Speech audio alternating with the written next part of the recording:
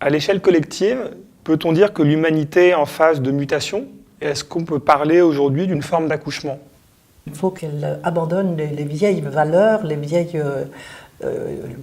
vieux schémas de pensée. Quelles sont les valeurs anciennes et quelles seraient des nouvelles valeurs?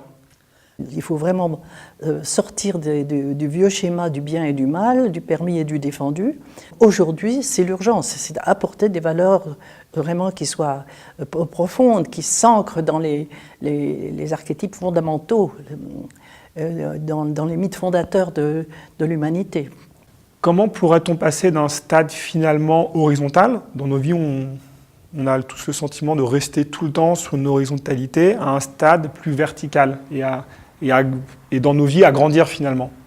Il faut que nous revenions à des initiations extrêmement serrées. Il est bien certain que nous avons à les reconstruire complètement compte tenu de notre modernité. Ce ne sont pas les initiations anciennes, crétoises ou athéniennes que l'on va mettre en place, c'est évident.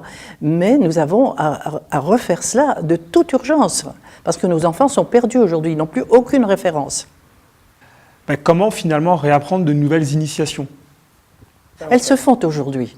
Elles se font aujourd'hui. Le livre que j'écris, je l'écris avec Pierre-Yves Albrecht, qui a créé, il y a 30 ans maintenant, les foyers des rives du Rhône, où il a recueilli des drogués de toutes sortes, alcooliques, etc., qu'il a tirés par des initiations. Ça se passe en Suisse, en montagne, donc, et les enfants sont préparés à aller d'abord passer 3 jours seuls dans la montagne, et puis après une autre préparation profonde, une dizaine de jours, seuls dans la montagne, et puis enfin il y a une 3e initiation qui se passe au désert, et où ils sont laissés 10 jours seuls dans le désert.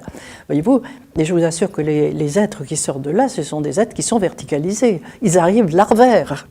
Et ce sont des êtres qui ont cherché par la drogue ce monde que Henri Corbin appelle imaginal, c'est-à-dire ce subtil dont vous me parliez tout à l'heure. Et malheureusement, ils l'ont cherché à l'envers, parce que l'humanité n'était pas capable, les aînés n'étaient pas capables de leur apporter une autre dimension d'eux-mêmes. Il s'agit d'en parler et d'essayer de mettre ça en place d'une façon plus généralisée.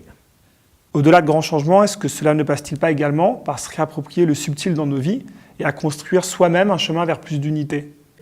C'est ce que je vous ai dit tout à l'heure, le subtil, c'est justement ce réel voilé à l'intérieur de nous. Les Perses l'appelaient autrefois les daimons à l'intérieur de nous, tout ce potentiel, ces énergies potentielles. Si nous ne les construisons pas, ils peuvent devenir des démons, et des démons destructeurs, d'où toute cette violence qui se joue à l'heure actuelle.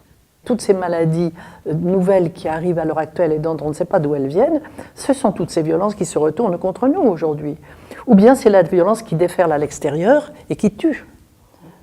Et on ne répond à ça que par la répression, c'est-à-dire par une autre violence.